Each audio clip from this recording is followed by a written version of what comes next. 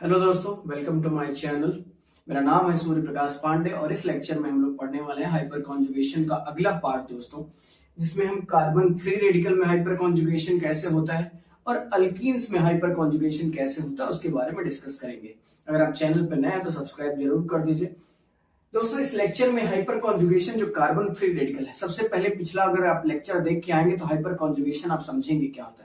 Hyper conjugation में carbon hydrogen के बीच का जो सिग्मा इलेक्ट्रॉन है वो पार्शियल कॉन्जुगेशन में होता है अनसैचुरेटेड सिस्टम के साथ या फिर अनशेयर्ड पी ऑर्बिटल के साथ।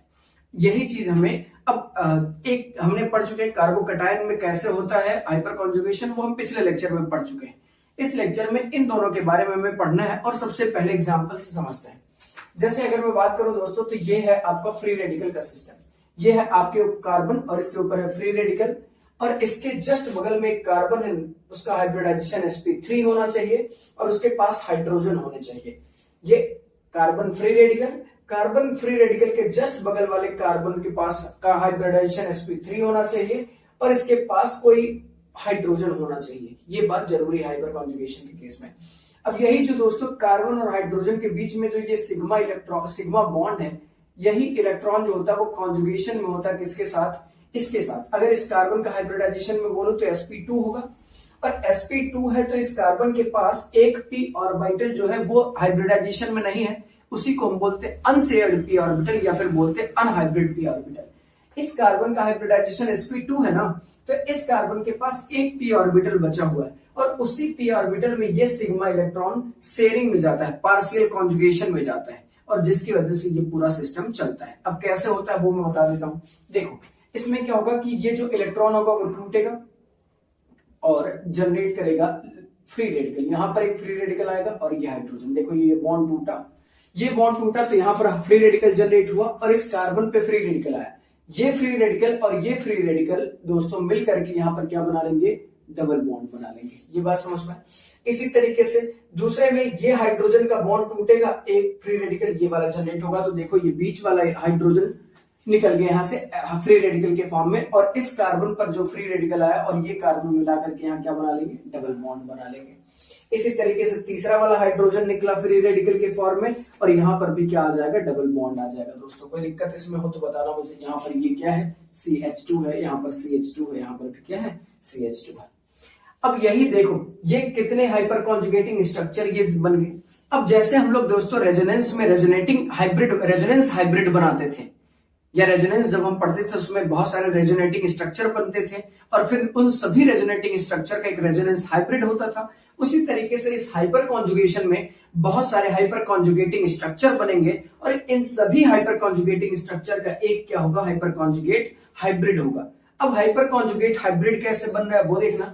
यहां पर बताओ ये क्या है, CH2 है, उसके बाद क्या है C और देखो ये बॉन्ड कभी रह रहा है कभी नहीं रह रहा है, तो हम इसको पार्शियल सिग्मा बॉन्ड दिखाएंगे। यहां से पार्शियल सिग्मा बॉन्ड और ये पार्शियल सिग्मा बॉन्ड।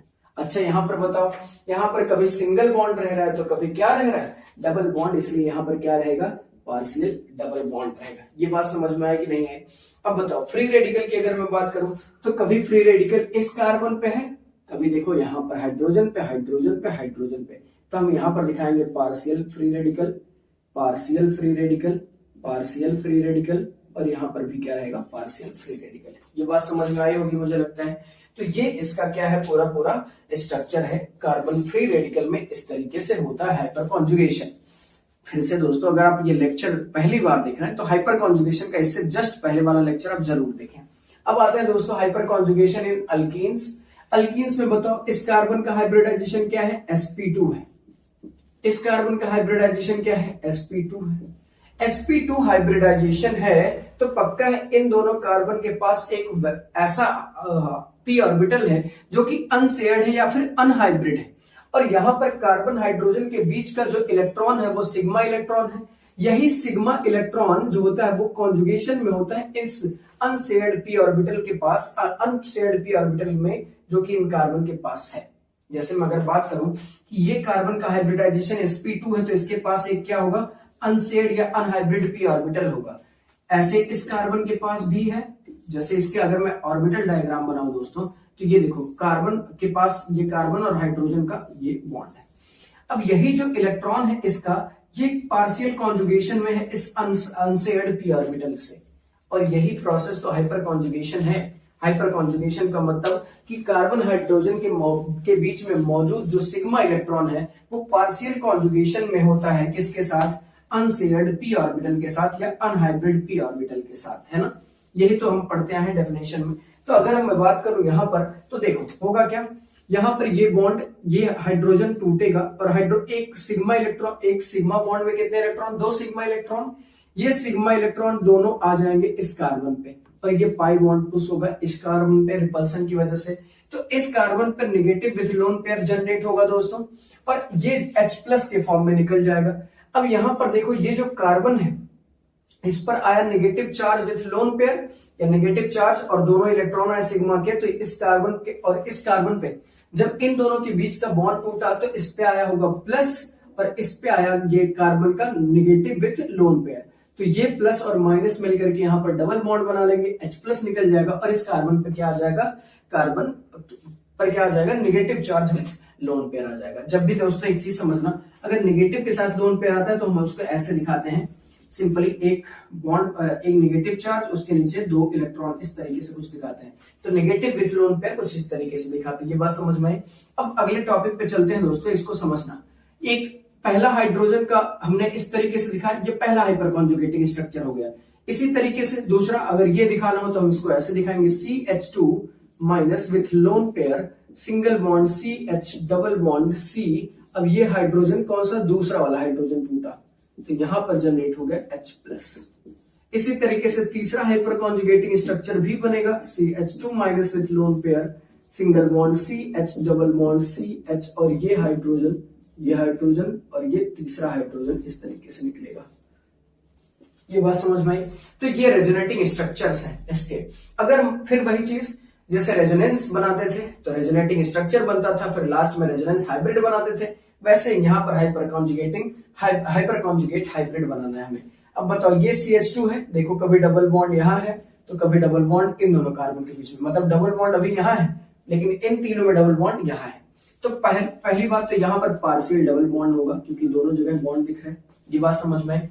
अब बताओ हाइड्रोजन कभी रह रहा है कभी नहीं रह रहा है, कभी रह रहा है कभी नहीं रह रहा है, मतलब हाइड्रोजन के साथ जो बॉन्ड है वो कैसा है, पार्शियल सिग्मा बॉन्ड है। तो यहाँ पर ये hydrogen 3 partial bond sigma bond के साथ जुड़ा हाइड्रोजन। अब बताओ इस कार्बन पे क्या आ रहा है दोस्तों, इस कार्बन पे नेगेटिव आ रहा है, इस कार्बन पे क्या आ रहा है, पार्शियल नेगेटिव, और इन हाइड्रोजन्स पे क्या आ रहा है, पार्शियल पॉजिटिव। तो यहाँ पर हम ये मेंशन कर देंगे। ये बात समझ में आई। तो ये इसका होगा रेजोनेंस हाइब्रिड। कोई दिक्कत हो तो बताना दोस्तों मुझे। ये बात समझ में आई, उम्मीद करता हूं आपको, है ना। देख लीजिए, नोट कर लीजिए। अगले टॉपिक पे चलते हैं दोस्तों। अब दोस्तों इस टॉपिक पे हम लोग कुछ क्वेश्चन कर लेते हैं हाइपर कॉन्जुगेशन में। तो हाइपर कॉन्जुगेशन मैंने अनसैचुरेटेड कंपाउंड में देख लिया, hyper conjugation carbon free radical में देख लिया, हाइपर कॉन्जुगेशन कार्बोकैटायन में देख लिया। 3 ही में होता है, वो 3 आपको याद रखना है। कार्बोनायन में नहीं होगा, और लोन पेयर किसी में है तो मतलब कार्बोनायन अगर है कहीं तो वो पूछता है हाइपर कॉन्जुगेशन होगा कि नहीं, तो आंसर है नहीं होगा। केवल 3 ही पार्ट में हमें देखने को मिलेगा हाइपर कॉन्जुगेशन। पहला कार्बन फ्री रेडिकल के साथ, दूसरा कार्बोकैटायन के साथ, और तीसरा अनसैचुरेटेड सिस्टम के साथ, अल्कीन्स के साथ। अगर बात करते हैं दोस्तों क्वेश्चन, पहला क्वेश्चन है कि arrange the following compound in order of their decreasing electron density. Electron density किस पे सबसे ज्यादा है उस ऑर्डर में आपको फिल करना है। सबसे ज्यादा इलेक्ट्रॉन डेंसिटी इस बेंजीन रिंग में होगा कि इस बेंजीन रिंग पे होगा कि या इस बेंजीन रिंग या फिर इस बेंजीन रिंग और या फिर इस बेंजीन रिंग। 5 ऑप्शन आपको दिए हुए हैं और 5 में ऑर्डर लगाना है कि सबसे ज्यादा जो है बेंजीन पे इलेक्ट्रॉन डेंसिटी किस में होगी। तो आप खुद सोचो। सबसे पहले बात कर लेते हैं इसके, ये कौन सा इफेक्ट शो करेगा दोस्तों, ये शो करेगा +I। ये करेगा कि नहीं करेगा, ये भी कैसा शो करेगा, +I शो करेगा। ये कंपाउंड इथाइल है और ये कंपाउंड आइसोप्रोपाइल है ना, ये कंपाउंड भी क्या शो करेगा दोस्तों, +I शो करेगा। अरे करेगा कि नहीं। अच्छा एक बात बताओ, और ये मिथाइल भी क्या शो करेगा, +I शो करेगा। अच्छा +I के साथ साथ बताओ हाइपर कॉन्जुगेशन, एक बात बताओ, यहाँ पर नंबर ऑफ अल्फा हाइड्रोजन कितने हैं? तो नंबर ऑफ अल्फा हाइड्रोजन है 3। कैसे?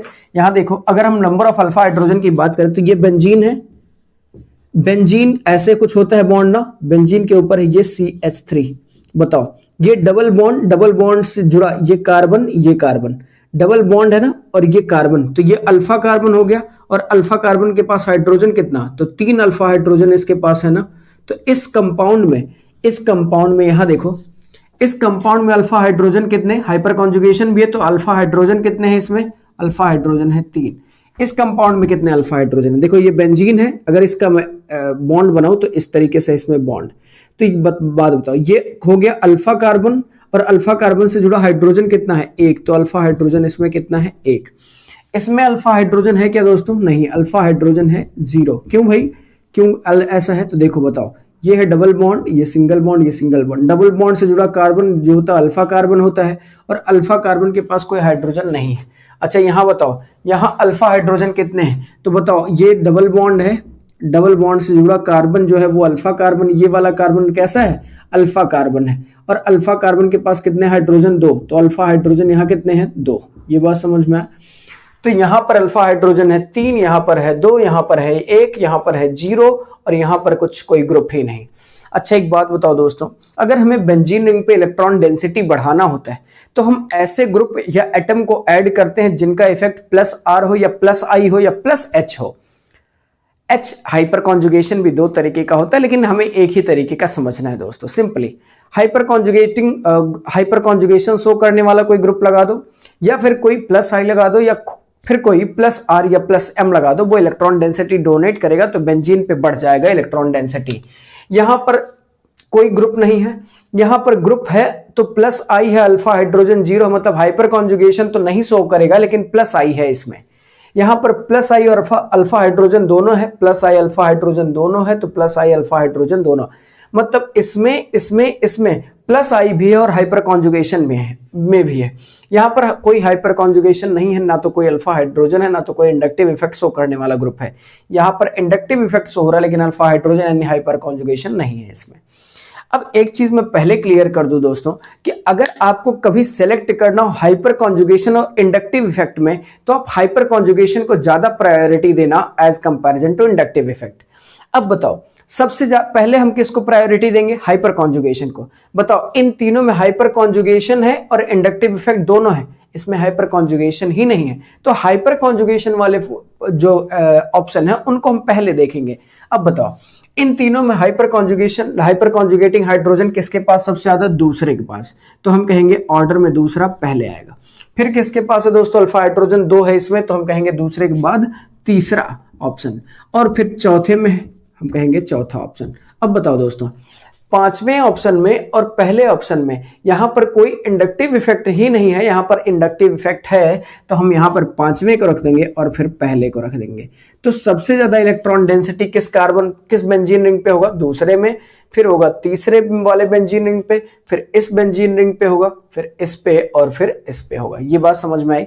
फिर से मैं बताता हूं, अगर आपको हाइपर कॉन्जुगेशन इंडक्टिव इफेक्ट में से सेलेक्ट करना हो तो आप हाइपर कॉन्जुगेशन को बेस्ट मान के चलिएगा, क्योंकि इसमें सिग्मा इलेक्ट्रॉन और पाई के बीच में डीलोकलाइजेशन होता है, और वो मॉडरेट डीलोकलाइजेशन होता है। इंडक्टिव इफेक्ट में किसी तरीके का डीलोकलाइजेशन ही नहीं होता, इसमें पार्शियल शिफ्टिंग होती है इलेक्ट्रॉन की, और जहां पर डीलोकलाइजेशन होता है इलेक्ट्रॉन का, वहां पर स्टेबिलिटी ज्यादा आती है। इसी वजह से हाइपर कॉन्जुगेशन को ज्यादा प्रायोरिटी देते हैं as comparison to inductive effect. अभी ये बात आगे मैं लिखवा भी दूंगा।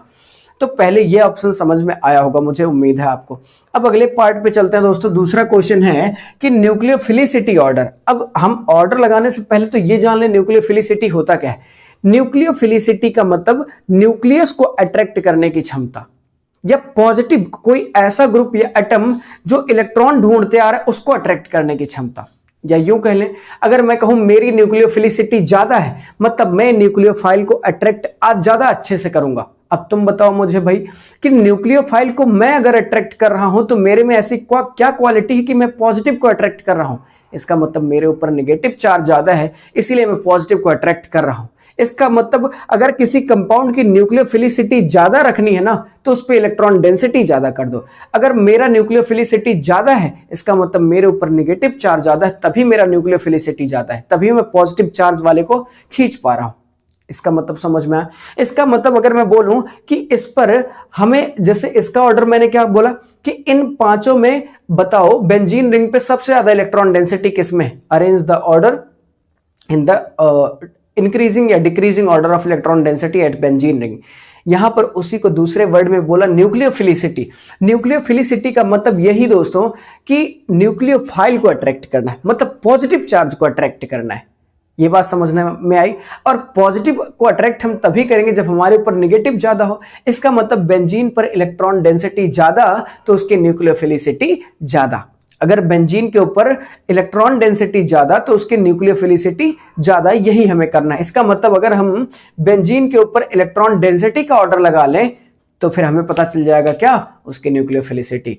इसका मतलब न्यूक्लियोफिलिसिटी इस बात पर डिपेंड करेगा कि जिस पे ज्यादा इलेक्ट्रॉन डेंसिटी बेंजीन रिंग पे उसकी न्यूक्लियोफिलिसिटी ज्यादा। अगर इन पांचों की बात करें दोस्तों तो बताओ OH कैसा इफेक्ट शो करेगा? OH इफेक्ट शो करेगा -I + R करेगा कि नहीं? -I + R। OH वही यहां पर भी है। OR क्या शो करेगा दोस्तों? OR भी क्या शो करता है? -I + R। यहां बताओ NO2 क्या शो करेगा दोस्तों? NO2 शो करता है -I - R। यहां बताओ अल्डिहाइड CHO इसका केवल होता है दोस्तों -M। यहां पर OCH3 है, OCH3 अभी बताया क्या शो करेगा? -I + R। यहां पर बताओ OH है, ये क्या शो करेगा? -I + R। अब तुम यहां फिर से एक बात समझना, अगर आपको रेजोनेंस और इंडक्टिव इफेक्ट में कंपैरिजन करना हो तो आप रेजोनेंस को सेलेक्ट करना, रेजोनेंस को ज्यादा प्रायोरिटी देना as comparison to inductive effect. अच्छा, एक चीज मैं अभी की जनरल तरीके से बता देता हूं कि अगर आपको रेजोनेंस, हाइपर कॉन्जुगेशन और इंडक्टिव इफेक्ट में सबसे पहले कोई ऑर्डर लगाते समय क्या देखें हम? रेजोनेंस चेक करें या हाइपर कॉन्जुगेशन चेक करें या इंडक्टिव इफेक्ट चेक करें? तो आप रेजोनेंस चेक करिए, रेजोनेंस चेक करिए। अगर रेजोनेंस नहीं है तब जाइए हाइपर कॉन्जुगेशन में, अगर हाइपर कॉन्जुगेशन नहीं है तब फिर जाइए किस पे? इंडक्टिव इफेक्ट पे। अब इन तीनों में अगर बात करूं मैं दोस्तों तो बताओ इलेक्ट्रॉन डेंसिटी सबसे ज्यादा किस पे हो रहा होगा? बताओ। इसमें +R एक है, इसमें एक +R है, इसमें भी -R है, इसमें -R है। -R या -M वाले को तो हटा ही दो, इसको -M को -R भी कहते हैं ना दोस्तों। अब इसका मतलब है -R वाले तो सबसे पीछे रहेंगे क्योंकि -R वाले तो बेंजीन रिंग से इलेक्ट्रॉन डेंसिटी घटाएंगे। अगर इलेक्ट्रॉन डेंसिटी घटेगा तो न्यूक्लियोफिलिसिटी घट जाएगा बेंजीन की। तो बताओ हमें ऑर्डर में लगाना है तो सबसे ज्यादा इलेक्ट्रॉन डेंसिटी कहां इंक्रीज हो रहा होगा? यहां पर तीसरे में, क्योंकि यहां पर 2 +R है, एक OH है और एक CH3 है, OCH3। तो ये दोनों मिलकर के बेंजीन के ऊपर इलेक्ट्रॉन डेंसिटी बढ़ाएंगे। इलेक्ट्रॉन डेंसिटी बढ़ा अगर बेंजीन पर तो उसका न्यूक्लियोफिलिसिटी भी क्या हो जाएगा? बढ़ जाएगा। मतलब ऑप्शन में तीसरा सबसे पहले। ये बात समझ में आई? तीसरा हो गया। अब बताओ पहले और दूसरे में कौन ज्यादा? तो OH और OR में, OH और OR में रेजोनेंस किसका ज्यादा होता है? अब यही बात मैंने यहां पर लिखा, देखो OH और OR में अगर आपको पता करना है, यहां पर नहीं लिखा मैंने, अच्छा ठीक है आप लिख लेना कि OH और OR में अगर आपको +R का कंपैरिजन करना हो, +R किसका ज्यादा होता है, तो ये बात मैं पहले बता चुका हूं कि OH का ज्यादा होता है एज कंपैरिजन टू OR। क्यों ऐसा दोस्तों? Due to steric reason. Due to steric reason, यहां पर R आता है अल्किल ग्रुप, और alkyl group steric hindrance produce करता है जिसकी वजह से OH का +R ज्यादा होता है। इसका मतलब ये इलेक्ट्रॉन डेंसिटी ज्यादा बढ़ाएगा बेंजीन रिंग पे एज कंपैरिजन टू OR। तो ऑप्शन में क्या आ जाएगा दोस्तों? तीसरे के बाद पहला, तीसरे के बाद आ जाएगा पहला। फिर कौन सा ऑप्शन बचा? ये दूसरा। जाहिर सी बात है दूसरा इन दोनों से ज्यादा है क्योंकि इसमें -R है। अच्छा बताओ -R में भी, इन दोनों में अगर ऑर्डर लगाना हो, पांचवें में और चौथे में, अब बताओ ज्यादा इलेक्ट्रॉन डेंसिटी कौन घटा रहा होगा? NO2 या CHO? तो अगर इसका ऑर्डर आप बताओ, इसका इन दोनों का, NO2 और CHO में किसका -R ज्यादा होता है दोस्तों? तो हम कहेंगे NO2 का। देखो -R का ऑर्डर यहां लिख रहा है, -R के ऑर्डर में NO2 ज्यादा होता है -R में एज कंपैरिजन टू CHO। एक बात बताओ, अगर NO2 का -R ज्यादा तो वो इलेक्ट्रॉन डेंसिटी खींचेगा ज्यादा, इसका मतलब न्यूक्लियोफिलिसिटी बेंजीन का क्या करेगा? कम। जबकि इसके कंपैरिजन में इसका -R कम, तो ये कम इलेक्ट्रॉन खींचेगा, तो न्यूक्लियोफिलिसिटी इसका ज्यादा रहेगा एज कंपैरिजन टू इससे। तो ऑप्शन में फिर क्या आएगा, ऑप्शन में आएगा पांचवा, फिर आएगा आपका चौथा। ये बात समझ में आया दोस्तों? फिर से मैं बताता हूं, न्यूक्लियोफिलिसिटी का मतलब क्या होता है, न्यूक्लियोफाइल को अट्रैक्ट करने की क्षमता। न्यूक्लियोफाइल को अट्रैक्ट करने की क्षमता मतलब पॉजिटिव वाले को अट्रैक्ट करने की क्षमता, और मैं पॉजिटिव को उतना ज्यादा अट्रैक्ट करूंगा जितना मेरे पास नेगेटिव होगा। मतलब मेरे ऊपर अगर ज्यादा नेगेटिव तो मेरी न्यूक्लियोफिलिसिटी ज्यादा। यहां पर देखो इन तीनों में प्लस आर था, इन दोनों में माइनस आर था। इन दोनों में अगर कंपैरिजन करें तो माइनस आर NO2 का ज्यादा होता, मतलब ये ज्यादा इलेक्ट्रॉन डेंसिटी खींच लेगा, तो न्यूक्लियोफिलिसिटी ज्यादा कम कर देगा, इसीलिए सबसे लास्ट में आया है। ये बात समझ में? अच्छा, एक चीज और समझाना चाहता हूं दोस्तों, कि अगर देखो कार्बोकैटायन है, उसके बगल में मिथाइल है, CH3 है ना, मिथाइल, इसके पास अल्फा हाइड्रोजन कितना, 3। इसके पास देखो ये इथाइल है, CH2CH3, ये इसको मैंने ऐसे लिखा ताकि आपको समझ में आए। देखो ये कार्बोकैटायन है, इसके बगल वाला कार्बन अल्फा कार्बन, यानी ये पूरा ग्रुप क्या है, CH3 है। CH3 का मतलब मिथाइल ग्रुप, इसके पास अल्फा हाइड्रोजन 3। और ये देखो पूरा इथाइल ग्रुप है, इथाइल ग्रुप का मतलब C2H5, इसके पास अल्फा हाइड्रोजन कितने, यही अल्फा कार्बन है ना, अल्फा कार्बन के पास कितने हाइड्रोजन, 1 और 2 हाइड्रोजन, यानी अल्फा हाइड्रोजन इसके पास है 2। अब बताओ अगर मैं पूछूं हाइपर कॉन्जुगेशन किसका ज्यादा अच्छा, मिथाइल का क्या इथाइल का, तो हम कहेंगे मिथाइल का, क्योंकि इसके पास अल्फा हाइड्रोजन कितने हैं, 3। तो देखो प्लस जो हाइपर कॉन्जुगेशन है वो मिथाइल का ज्यादा होता है एज कंपैरिजन टू इथाइल, क्योंकि अल्फा हाइड्रोजन इसमें 3 है, इसमें क्या है 2। लेकिन अगर यही प्लस आई इफेक्ट की बात करें तो ज्यादा नंबर में अगर कार्बन होता है तो उसका प्लस आई ज्यादा होता है एज कंपैरिजन टू कम नंबर में कार्बन। ये बात समझ में आया? तो इथाइल का इंडक्टिव इफेक्ट ज्यादा होता है एज कंपैरिजन टू मिथाइल, और हाइपर कॉन्जुगेशन में मिथाइल का इफेक्ट ज्यादा होता है एज कंपैरिजन टू इथाइल। ये बात समझ में आई?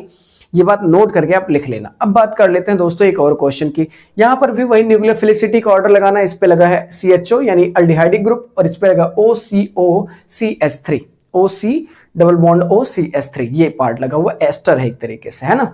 तो अब बताओ इन दोनों में न्यूक्लियोफिलिसिटी का ऑर्डर क्या होगा। अब इसका मैं पहले बताओ दोनों कैसे ग्रुप है। ये कैसा ग्रुप है दोस्तों, प्लस आर की माइनस आर। ये कैसा है, प्लस आर की माइनस आर, तो हम बोलेंगे माइनस आर। ये बात समझ में? और ये कैसा इफेक्ट शो करेगा, ये कैसा इफेक्ट शो करेगा, प्लस आर। ये कैसा इफेक्ट शो करेगा, प्लस आर। बताओ दोस्तों अगर मैं बात करूं इन दोनों में तो ऑर्डर किसका ज्यादा होगा, न्यूक्लियोफिलिसिटी का। न्यूक्लियोफिलिसिटी का ऑर्डर लगाना है आपको इसमें। इन दोनों में अगर बात करते हैं न्यूक्लियोफिलिसिटी में तो किसमें ज्यादा अच्छे से होगा और किसमें कम। अच्छा एक बात बताओ, क्या प्लस आर है और ये माइनस आर है, तो हमें क्या करना है, वही सेम चीज। अगर प्लस आर लगा है तो वो इलेक्ट्रॉन डेंसिटी बेंजीन पे बढ़ाने का काम करेगा, और अगर बेंजीन रिंग पर इलेक्ट्रॉन डेंसिटी ज्यादा होगा तो फिर उसका इफेक्ट क्या होगा, न्यूक्लियोफिलिसिटी क्या होगा, ज्यादा। जबकि ये अल्डिहाइड CHO वो तो इलेक्ट्रॉन डेंसिटी खींचेगा ना, इलेक्ट्रॉन डेंसिटी खींचेगा तो इसका न्यूक्लियोफिलिसिटी क्या कर देगा, कम। तो न्यूक्लियोफिलिसिटी किसका ज्यादा अच्छा होगा, अच्छा इसका एज कंपैरिजन टू इसका। अब बात करते हैं दोस्तों नेक्स्ट टॉपिक की, नाम होता है स्टेरिक हिंड्रेंस ऑफ रेजोनेंस। देखो स्टेरिक हिंड्रेंस का मतलब रुकावट, रुकावट आना किसकी वजह से, किसमें, रेजोनेंस में, इसी को बोलते हैं SIR, है ना। तो steric hindrance of resonance, resonance में जब किसी वजह से रुकावट आने लगे तो उसी को बोलते हैं SIR। अब वही चीज मैंने लिखा है, if resonance is diminished, diminish मतलब कम होना, और preventing because the atoms are sterically forced out of plane. ऐसा समझना दोस्तों, मान लो ये आपका एक कंपाउंड है ना, ये कोई कंपाउंड मान लेते हैं, ये बेंजीन रिंग है, मान लेना ऐसा, ये मान लेना बेंजीन रिंग, ये बेंजीन रिंग है, समझना ध्यान से। अगर ये बेंजीन रिंग है तो इसका ये प्लेन है, इसी प्लेन में अगर कोई ग्रुप लगा हुआ होता है तो वो ज्यादा इफेक्टिवली प्लस आर या माइनस आर शो करता है। ऐसा समझना, ये कोई बेंजीन रिंग है, बेंजीन रिंग से ग्रुप से जुड़ा डायरेक्टली ये कोई इफेक्ट शो करने वाला प्लस आर या माइनस आर वाला ग्रुप है। अगर ये इसी के प्लेन में होता है ना दोस्तों तो ये ज्यादा इफेक्ट शो करता है, वो ज्यादा प्लस आर या माइनस आर शो करेगा। लेकिन अगर यही इसके प्लेन के ऊपर या नीचे हो जाता है, या अभी ये प्लेन है, ये इस प्लेन में था तो ज्यादा अच्छा कर रहा था, लेकिन अगर यही प्लेन के ऊपर हो जाए, प्लेन के नीचे हो जाए तो इसका इफेक्ट कम हो जाता है। और ये क्यों होता है दोस्तों, साइड एटम्स की वजह से या कुछ ग्रुप आने की वजह से। जैसा समझना, यहां पर अगर मैं बात करूं इस NO2 में नाइट्रोजन का हाइब्रिडाइजेशन sp2 है दोस्तों, यहां पर ये बॉन्ड टूटेगा, ये बॉन्ड यहां आएगा। अब देखो अगर देखूं मैं तो इस नाइट्रोजन जिस कार्बन से लगा है उसके अगल बगल क्या लगा है, हाइड्रोजन, यहां पर भी क्या लगा, हाइड्रोजन। और हाइड्रोजन बहुत छोटा एटम होता है। इसीलिए अगर देखें तो NO2 का दो इफेक्ट होता है, माइनस आई इफेक्ट और माइनस आर इफेक्ट। यहां पर दोनों काम करेगा, मतलब NO2 का यहां दोनों इफेक्ट होगा, यहां पर किसी तरीके का स्टेरिक हिंड्रेंस नहीं फील करेगा। ये बात समझ में आए। लेकिन अभी यहां देखो अगले पार्ट में कि ये sp2 है, ये नाइट्रोजन कैसा है, sp2 हाइब्रिडाइज्ड है, यहां से इलेक्ट्रॉन ये खींचना चाहता है और ये इलेक्ट्रॉन यहां आना चाहता है। लेकिन अब देखो जहां पर हाइड्रोजन था पहले से, वहां पर अब CH3 है, और इस CH3 का दोस्तों टेट्राहेड्रल स्ट्रक्चर बनेगा कुछ ऐसा। और ये जो टेट्राहेड्रल स्ट्रक्चर है दोस्तों, इसको प्रिवेंट कर देगा, इसको रोक देगा, इसको इसके सरफेस से बाहर कर देगा। ऐसा समझना कि ये बेंजीन रिंग था, ये बेंजीन रिंग था। जब NO2 लगा तो बेंजीन रिंग पे पास हाइड्रोजन था तो कोई इफेक्ट नहीं था। लेकिन अब समझना दो ग्रुप और आ गए हैं अगल बगल दोस्तों, ऐसा समझना, एक मिथाइल इधर, एक मिथाइल इधर, ऐसा समझना। ये मिथाइल ग्रुप लग गया बेंजीन पे और यहां पर ये NO2 है। NO2 अब यहां नहीं रह पाएगा ड्यू टू इन दोनों की वजह से स्टेरिक हिंड्रेंस लगेगा और ये आउट ऑफ प्लेन हो जाएगा। और ये आउट ऑफ प्लेन हो गया तो इसका इलेक्ट्रॉन जो है वो इसका जो पाई बॉन्ड है वो कॉन्जुगेशन में अब नहीं रह जाता। इसी वजह से इस NO2 का इंडक्टिव इफेक्ट तो होगा लेकिन रेजोनेंस नहीं होगा। ये बात समझ में आई कि नहीं आई? और यहां पर वही चीज इसने समझाया है कि इंडक्टिव इफेक्ट तो ये शो करेगा लेकिन रेजोनेंस नहीं शो करेगा, प्लस आर इफेक्ट नहीं शो करेगा ड्यू टू स्टेरिक हिंड्रेंस। ये बात समझ में आई कि नहीं आई? अब एक चीज और मैं समझा देता हूं। अगर मान लो यही NO2 का sp2 हाइब्रिडाइज्ड है, अगर मान लो यही NO2 sp2 हाइब्रिडाइज्ड, अगर ये sp2 है तो यहां पर अगल बगल कोई हिंड्रेंस पैदा करने वाला ग्रुप नहीं है तो इस पे हिंड्रेंस नहीं फील हो रहा है। लेकिन यहां पर अगल बगल ऐसा ग्रुप आ गया जिस पे हिंड्रेंस, जिसकी वजह से इसको हिंड्रेंस फील हो रहा और ये आउट ऑफ द प्लेन हो जा रहा है, जिसकी वजह से ये पाई बॉन्ड दोनों आपस में कॉन्जुगेशन में नहीं आ रहे और जिसकी वजह से इंडक्टिव रेजोनेंस इफेक्ट इसका नहीं हो पा रहे। लेकिन अगर मान लो दोस्तों इसी NO2 के जगह पर कोई और ग्रुप होता जिसका की एटम का हाइब्रिडाइजेशन sp होता, फॉर एग्जांपल जैसे मैं यहां साइनाइड ले लूं तो उस पर कोई इफेक्ट नहीं पड़ेगा, वो फील नहीं करेगा SIR। ये बात समझ में आया?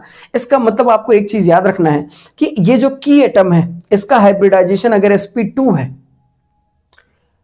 तो ये SIR फील करेगा इनकी वजह से। लेकिन अगर इसी की एटम का हाइब्रिडाइजेशन sp होता तो फिर ये इनके होने के बावजूद भी वो SIR फील नहीं करता। फॉर एग्जांपल जैसे मैं एग्जांपल बताता हूं, मान लो यही ग्रुप है, यही ग्रुप है, यही ग्रुप है और यहां से NO2, इसको आप नोट कर लेना। अगर मान लो इसको NO2 से हटा करके मैं साइनाइड कर दूं, अगर यहीं पर मैं इसको हटा करके साइनाइड कर दूं तो क्या यहां पर इंडक्टिव इफेक्ट आएगा? बिल्कुल आएगा। क्या यहां पर रेजोनेंस इफेक्ट आएगा? बिल्कुल आएगा दोस्तों, यहां पर कोई दिक्कत नहीं आएगा। क्यों ऐसा हुआ? क्योंकि यहां पर इस कार्बन का हाइब्रिडाइजेशन क्या है? sp है, और sp है हाइब्रिडाइजेशन, तो यहां पर कोई दिक्कत नहीं आने वाला क्योंकि ये ट्राइगोनल या लीनियर स्ट्रक्चर बन रहा है। जबकि NO2 है तो उसका sp2 ट्राइगोनल प्लेनर बन रहा है, ये लीनियर है, ये लीनियर ही रहेगा। ये बात समझ में आया? यहां पर स्टेरिक हिंड्रेंस का कोई इफेक्ट नहीं पड़ने वाला, इसलिए ये रेजोनेंस इफेक्ट भी दिखाएगा, इंडक्टिव इफेक्ट भी दिखाएगा।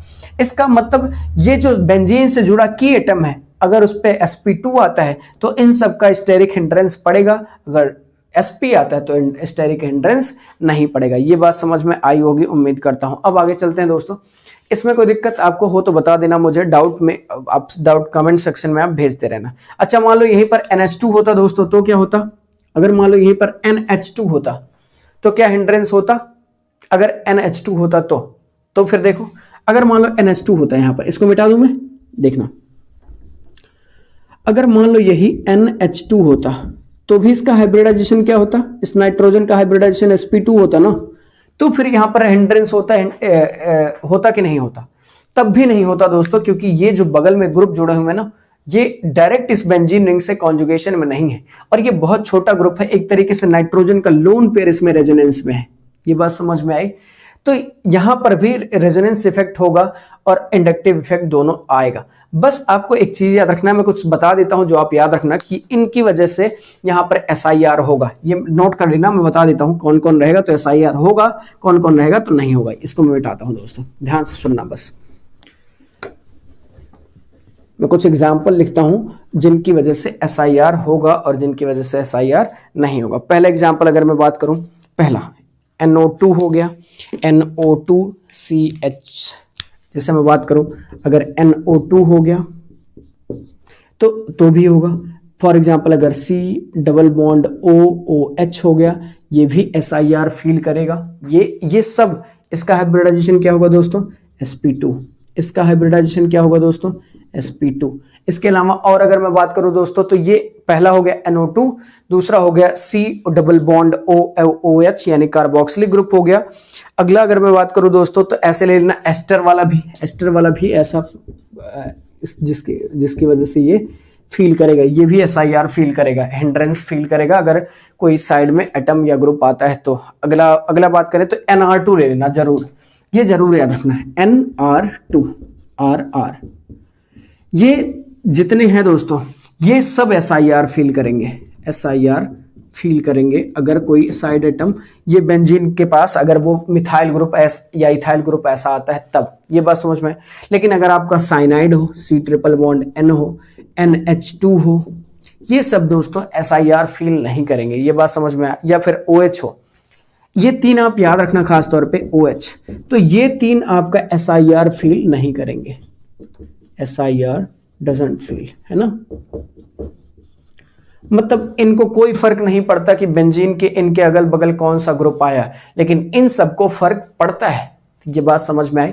तो ये इतना था दोस्तों steric hindrance of resonance SIR के बारे में। अब एक चीज और मैं बता देना चाहता हूं आपको, यहीं पर देख लेंगे इसी लेक्चर में।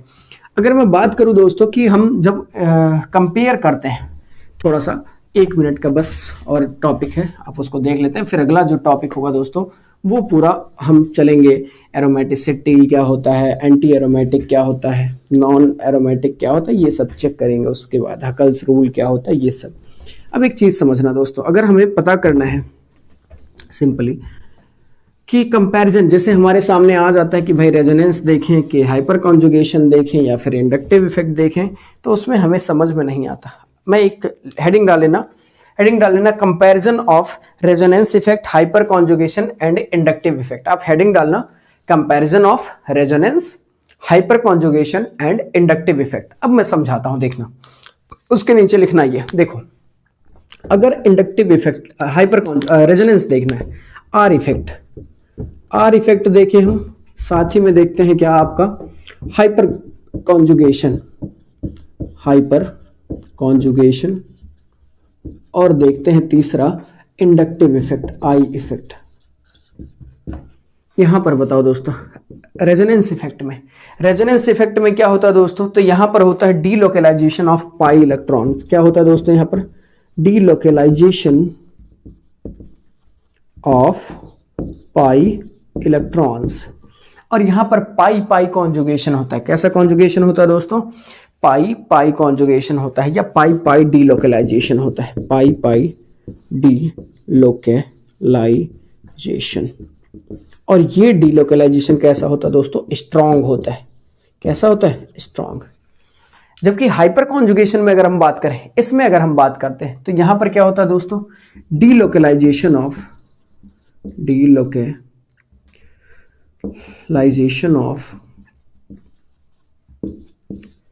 सिग्मा, क्योंकि सिग्मा और पाई, या तो सिग्मा पाई बोलेंगे या तो हाँ सिग्मा पाई बोल देते हैं, delocalisation of sigma pi electrons. और ये होता है दोस्तों, ये इफेक्ट जो होता है वो मॉडरेट होता है। कैसा होता है? मॉडरेट, है ना। जबकि यहां पर नो डीलोकेलाइजेशन,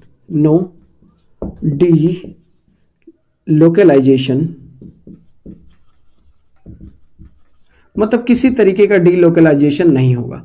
और डीलोकेलाइजेशन नहीं होता है इसमें पार्शियल शिफ्टिंग होती है, पार्शियल शिफ्टिंग या डिस्प्लेसमेंट जिसको हम कहते हैं, ऑफ इलेक्ट्रॉन। तो और ये होता है वीकेस्ट, सबसे वीक होता है ये।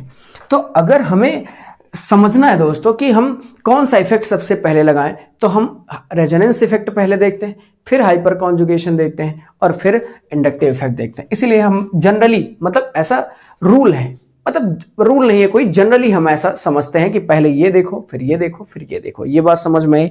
तो इन जनरल, ऐसे मैं लिख दे रहा, इन जनरल पहले हम क्या चेक करेंगे दोस्तों? इन जनरल पहले चेक करेंगे रेजोनेंस इफेक्ट, फिर चेक करेंगे हाइपर कॉन्जुगेशन, हाइपर कॉन्जुगेशन और फिर क्या चेक करेंगे, इंडक्टिव इफेक्ट। ये बात समझ में आई। इतना था दोस्तों हाइपर कॉन्जुगेशन के बारे में, रेजोनेंस के बारे में, इंडक्टिव इफेक्ट के बारे में। अगर आप इतने देर तक थे, थैंक यू फॉर वॉचिंग। और अगर आप चैनल पे पहली बार मेरे आए हैं तो आप सब्सक्राइब जरूर करिएगा। और अभी गैप नहीं होने वाला दोस्तों, पिछले कुछ दिन से मेरा तबीयत थोड़ा ख़राब था जिसकी वजह से गैप हो गया, लेकिन अब गैप नहीं होने वाला है ना। तो थैंक यू फॉर वॉचिंग। और अगर आपको कुछ भी डाउट है तो आप मेरे डिस्क्रिप्शन में मेरा नंबर दिया हुआ है, आप उस पर मुझे व्हाट्सएप मैसेज कर सकते हैं, कॉल कर सकते हैं। और आप लोगों का, बहुत सारे लोगों का मेरे पास मैसेज आता है कि जो क्वालिटी है टीचिंग की वो बेस्ट है, लेकिन थंबनेल उसको जस्टिफाई नहीं करता। तो थंबनेल भी मैं चाहूँगा कि बेहतर करता रहूं। अगर आपके पास कोई सजेशन हो कि थंबनेल का क्या ऐसा बनाइए तो मेरे व्हाट्सएप नंबर पे आप जरूर भेजें। Thank you for watching. Video को लाइक करिएगा, शेयर करिएगा अपने दोस्तों के साथ, और चैनल को सब्सक्राइब जरूर करिएगा। Thank you.